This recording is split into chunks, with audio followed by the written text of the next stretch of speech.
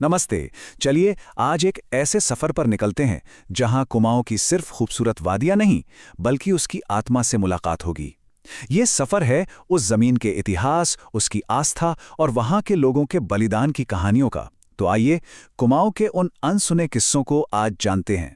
जरा सोचिए, कैसा हो अगर एक ही सफर में जन्नत जैसे बाग देखने को मिले, हजारों साल पुराने मंदिरों के दर्शन हो और साथ ही आजादी की लड़ाई की वो गूंज भी सुनाई दे जिसने इतिहास बदल दिया।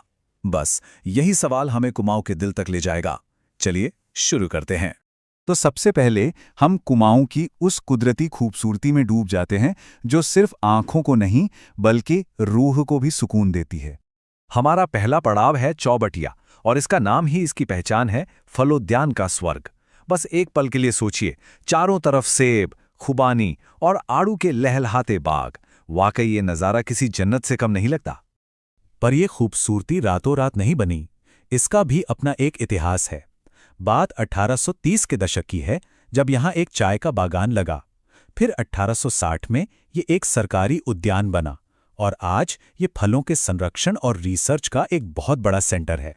प्रकृति के खजानों में एक और छिपा हुआ मोती है, भालू डैम। 1903 में बना ये सिर्फ एक डैम नहीं है बल्कि एक खूबसूरत झील है। इसका दूसरा नाम तो और भी सुंदर है, स्वर्ण लता ताल। है ना, कितना काव्यात्मक नाम। और फिर आता है चौखुटिया। इसे एक बहुत ही खास नाम दिया गया है, कुमाऊं का कश्मीर, और ये नाम ही इसकी बेमिसाल खूबसूरती की पूरी कहानी बयां कर देता है। गेवाड़ घाटी में बसी ये जगह सच में देखने लायक है। अच्छा, तो प्रकृति की गोद से निकलकर अब हम चलते हैं कुमाऊं के आध्यात्मिक दिल की तरफ। एक ऐसी जगह जहां पत्थर भी कहानियां सुनाते हैं। ये है यहाँ की शानदार वास्तुकला की दुनिया। ये जगह है द्वाराहाट। इसकी अहमियत इसके कई नामों से ही पता चल जाती है। पुराने जमाने में इसे डोरा या डोरा हाट कहते थे, पर आज इसे मंदिरों का नगर और यहाँ तक कि कुमाऊं का खजुराहो भी कहा जाता है। और इसी मंदिरों के नगर के पास मौजूद है मशहूर दूनागिरी शक्तिपीठ। पता है इसकी स्थापना कब हुई थी? साल 1183 में। इससे पता चलता है कि इस जमीन पर आस्था की जड़ें कितनी गहरी हैं। और देखिए, द्वाराहाट में सिर्फ एक दो मंदिर नहीं है, अरे ये तो मंदिरों का पूरा शहर है। यहाँ गुर्जर देव, रतन देव, बद्रीनाथ जैसे कई मंदिर समूह हैं। सोचिए, अकेले कचेरी समूह में ही एक साथ 12 मंदिर बने हुए हैं। ये सच में वास्तुकला का एक जीता जागता खजाना है। इन मंदिरों की सबसे खास बात है इनकी बनावट में विविधता।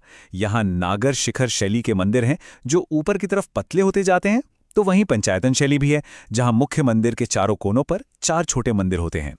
हर मंदिर समूह का अपना अलग स्टाइल है जो उस जमाने के कारीगरों के कमाल के हुनर की कहानी सुनाता है। अब हम कुमाऊं के सफर में एक ऐसे मोड़ पर आ गए हैं जहां का माहौल एकदम बदल जाता है।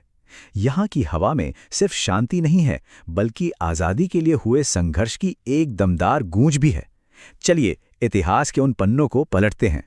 सल्ट, इस एक जगह को महात्मा गांधी ने कुमाऊं की बारदोली कहा था। सिर्फ ये एक उपाधि ही इस जगह के ऐतिहासिक महत्व को बताने के लिए काफी है। ये नाम उस जन आंदोलन और बलिदान का प्रतीक है जो यहाँ की मिट्टी पर हुआ था। साल 1942। ये साल इस इलाके के इतिहास में हमेशा के लिए दर्ज हो गया। 25 अगस्त को जयंती में सलाम क्रांति की आग भड़की, और फिर आया 5 सितंबर का वो दिन जब सल्ट में गंगाराम और खीमदेव नाम के 2 भाई शहीद हो गए। और उसी दिन खुमाड़ में एक और दर्दनाक अध्याय लिखा गया। कुमाड़ में जो हुआ उसकी गंभीरता इतनी ज्यादा थी कि इस घटना को कुमाऊं का जलियांवाला कहा जाने लगा। ये उपाधि उस दिन हुए दमन और बेमिसाल बलिदान की वो कहानी कहती है जिसे आज भी याद किया जाता है। जयंती आंदोलन का नेतृत्व कर रहे थे प्रताप सिंह। उनके साहस और देश के लिए जज्बे को देखकर लोगों ने उन्हें कुमाऊं का भगत सिंह कहना शुरू कर दिया। ये सम्मान उनके निस्वार्थ बलिदान को एक सच्ची श्रद्धांजलि है। लेकिन कुमाऊं की कहानी में और भी कई परतें हैं। चलिए इतिहास की कुछ और दिलचस्प झलकियां देखते हैं जो इस क्षेत्र की तस्वीर को और भी पूरा करती हैं। जानते हैं, साल 1929 में खुद महात्मा गांधी ताड़ेखेत आए थे। उनका यहाँ आना इस बात का पक्का सबूत है कि कुमाऊं की धरती आज़ादी की लड़ाई में कितनी अहम भूमिका निभा रही थी। और अगर हम वक्त में बहुत पीछे जाएं तो 1982 में खेखंड गांव में प्रागैतिहासिक मिट्टी के बर्तन मिले। ये बर्तन हमें बताते हैं कि इस जमीन पर हजारों सालों से इंसानियत की कहानी लिखी जा रही है। तो हमने इस पूरे सफर में क्या क्या देखा? हमने चौबटिया के फलोद्यान के स्वर्ग को महसूस किया, द्वारा हाट के मंदिरों में कुमाऊं के खजुराहों की कला को देखा, सल्ट में कुमाऊं की बारदोली के बलिदान को सलाम किया और चौखुटिया में कुमाऊं के कश्मीर की सुंदरता में खो गए। हर जगह की अपनी एक पहचान, अपनी एक अलग कहानी।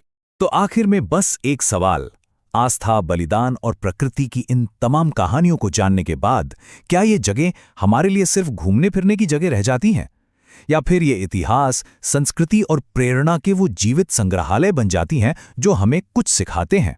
इस पर विचार जरूर कीजिए।